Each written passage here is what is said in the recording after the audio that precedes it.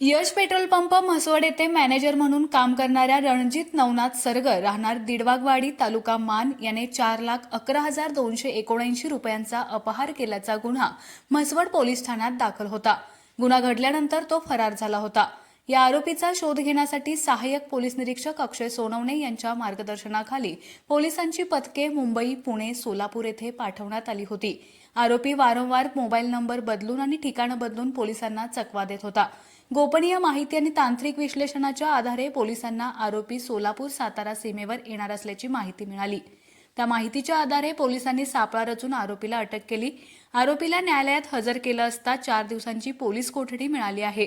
या गुन्ह्याचा तपास महिला पोलीस हवालदार नीता पळे करीत आहेत।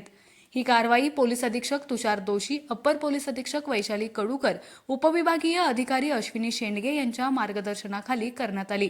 तपास पथकात सहाय्यक पोलीस निरीक्षक अक्षय सोनवणे, नीता पळे, भास्कर गोडसे, महावीर कोकरे, नवनाथ शिरकुळे, राहुल थोरात, वसीम मुलानी, सतीश जाधव, अभिजित भादुले आणि दया माळी यांनी कामगिरी बजावली।